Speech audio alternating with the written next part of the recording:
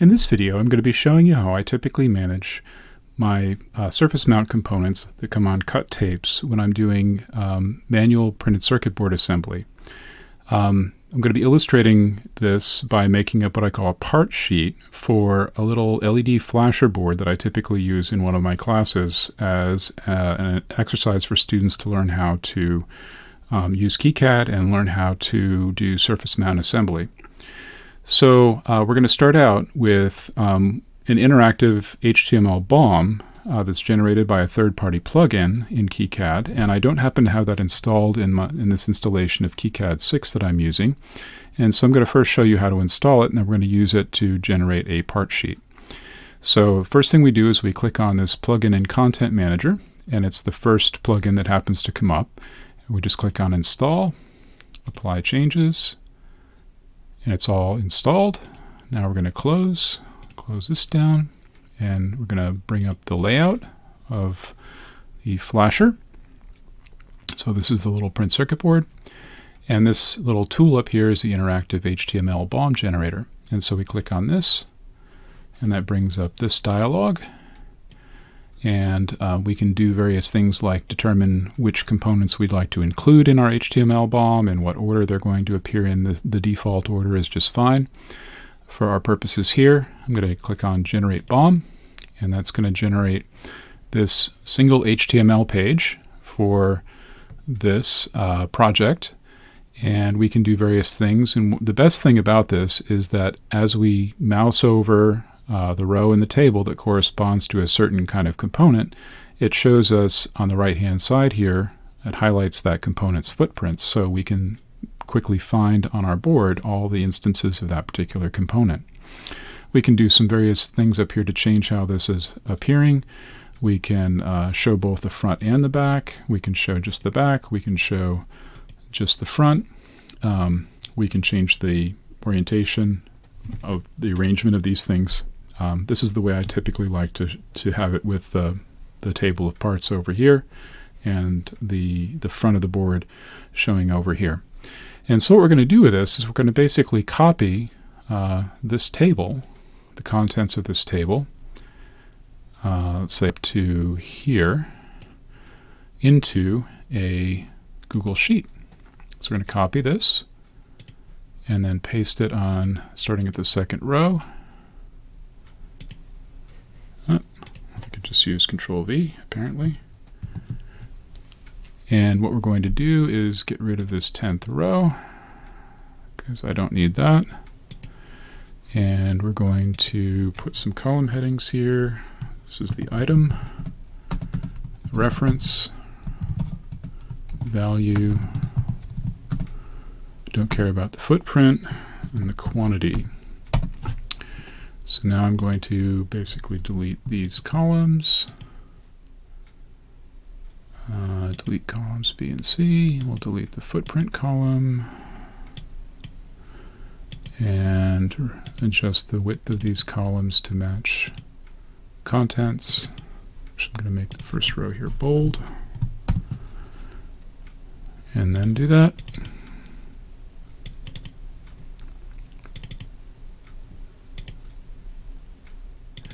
Now, when I'm just building multiple copies of the same board, I typically make a part sheet up for something like 3 or 6 boards, because I figure 6 boards at a time is about all I can really populate by hand when I'm making a large number of boards. But in this case, I'm going to make a part sheet for components for 9 boards, because this is going to be a part sheet for students in my class to basically assemble this flasher board. So I'm going to have a part sheet that basically has parts for 9 students to work from the same part sheet. So we're going to make quantity 9, and then we're going to say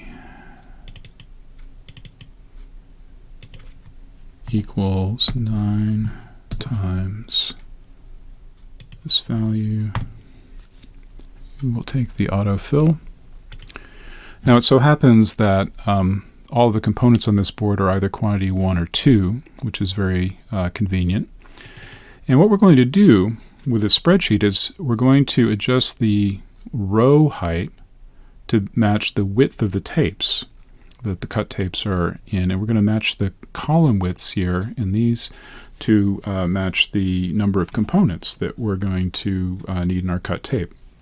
So we're going to have a column header here for tape, and these all happen to be on 8mm tapes. Sometimes they're on 12mm tapes, but 8mm is very common for the width of the tape that things like small resistors and capacitors and diodes and small ICs come in. But what we're going to do is adjust the height of these rows to 32 pixels. So a pixel is 96 pixels per inch, which gives us a bit more than 3 pixels, I believe, per millimeter. So 8mm corresponds to 30.236 something something something pixels, and I'm going to adjust these row heights to be 32 pixels high. So that gives us a little tiny bit of extra space so that the tapes are not going to be squished together too much, but it'll be a fairly tight fit. And now what I'm going to do is I'm going to adjust the first column width here in the tape column to match the pitch of 9 components, and then we're going to adjust the width of column G to match another 9 components, because these are all either 9 or 18. And so the width of the 2 columns together will be the width that we need for 18 components, and the width of 1 column is going to be the width that we need for 9 components. So it turns out that the standard sort of component pitch on these tapes for all of these parts is 4mm. That's fairly typical, again, for small size like 0603 and 0805 components. If you get into 0402 components, then you'll have more components per millimeter than 4 millimeters per component. So you may have to adjust that, but in this case it's all 4 millimeters per component, and so that means that we need 36 millimeters for this width, and that happens to be pretty much exactly 136 pixels. It turns out to be 136.06. That's close enough for what we need. So we're going to resize this column width to 136. And we're going to resize this column to 136.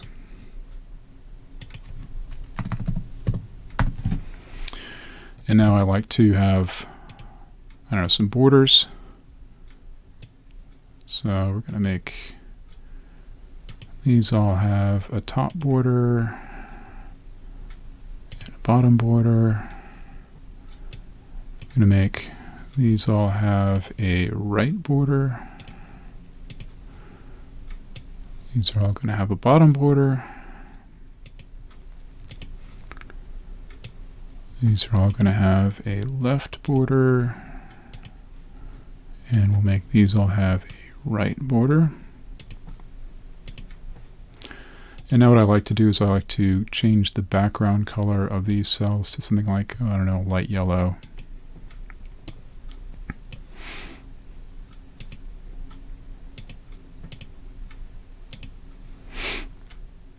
And so this is going to be our part sheet. So we've adjusted the row height to correspond to a little bit more than the width of the tapes that we have.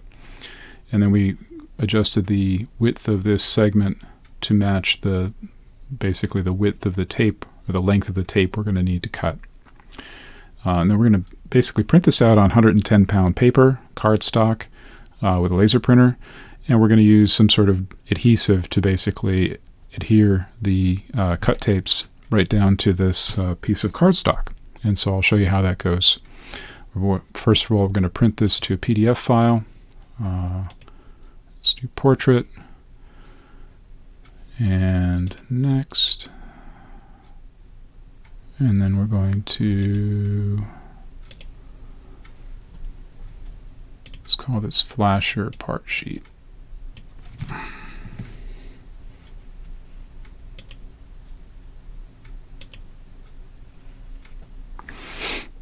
Okay, now we'll get this printed out.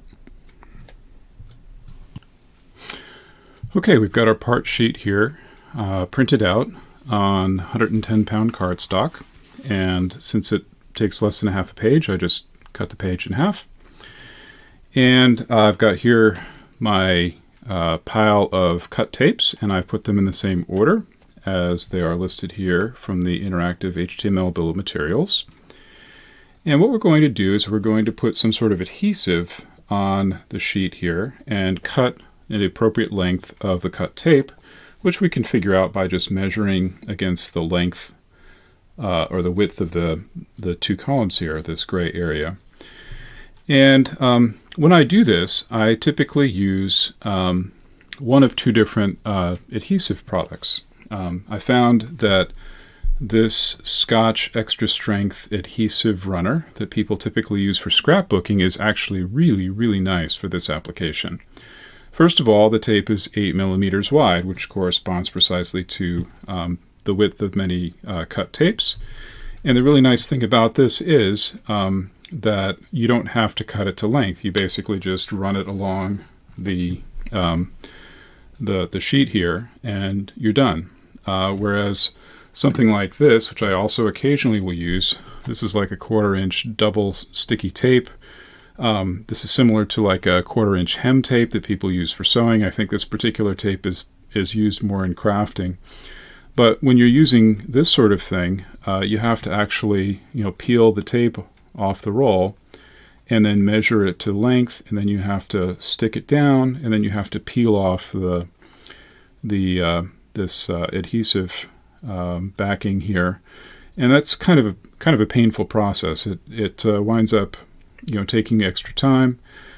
Sometimes I wind up doing most of the components with the adhesive runner here, and then occasionally I'll have to go back and I don't have a part on hand and fill in one. And in that case, you can't get the adhesive runner in between the two rows that have already been had components stuck down, and you'll have to use something like this to do that last bit of tape. I find that this works really well for especially the paper tapes and some of the plastic tapes that the capacitors and some other discrete semiconductor components come in.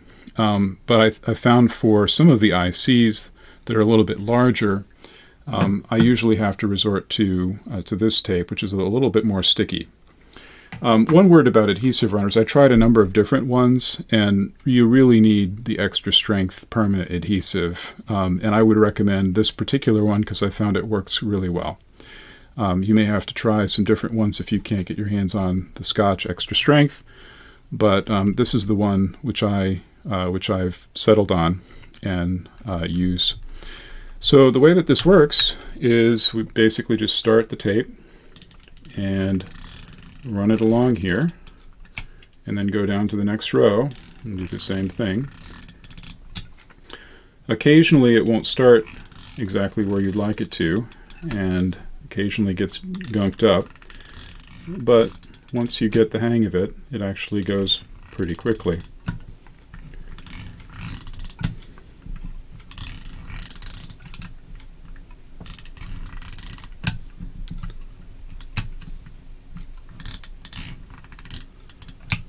And that's probably good enough. Then we just grab our first component here.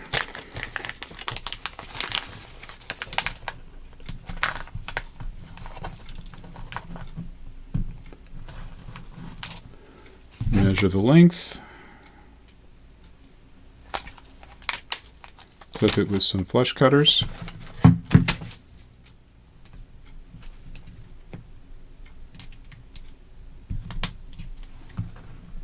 And stick it down.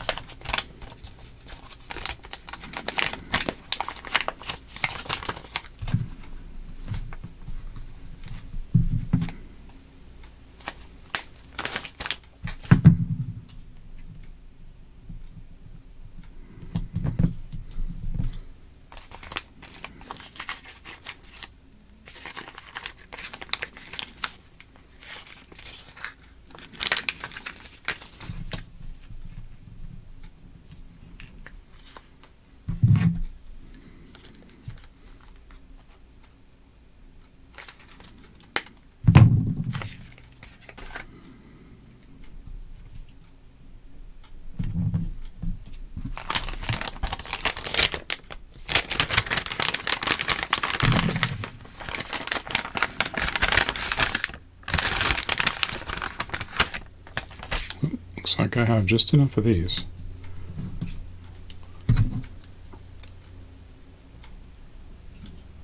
With one extra.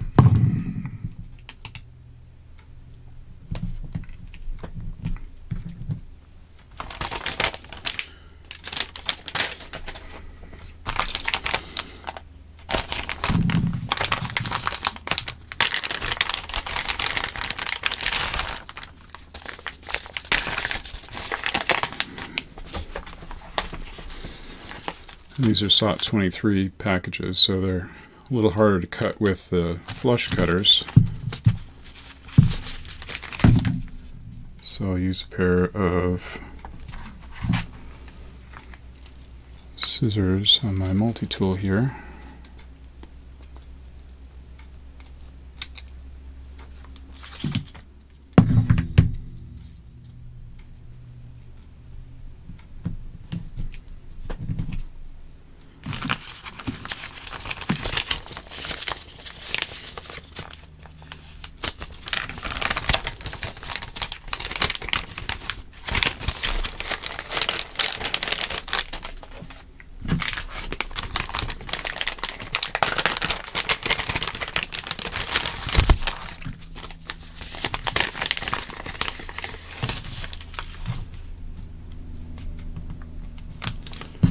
These are also SOT 23 threes, and so we'll cut those also with the scissors.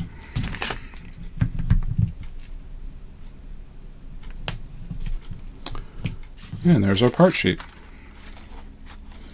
So this is a very nice way of organizing the parts.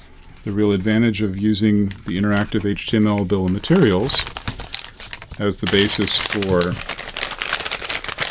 the part sheet is that as we're populating and going down this list, we can basically also have the interactive bill of materials up on a web browser on a laptop or something, and we can actually find where the components go on the boards. And makes a really, really nice way of organizing your cut tapes and keeping track of them. In this case, I've got parts for 9 copies of the board. If I'm only going to make 1 or 2, what I might do is I might go through here with like an X-Acto knife and make a cut through the plastic tape in each of these cut tapes, so that when I peel back the tape, I don't have to worry about the tape kind of flopping around and getting in the way of the vacuum pickup tool as I place the components. But you can also just pull the tape away and kind of try to crease it and keep it out of the way as you go. So that's it for this one. Hope it's useful, and thanks for watching.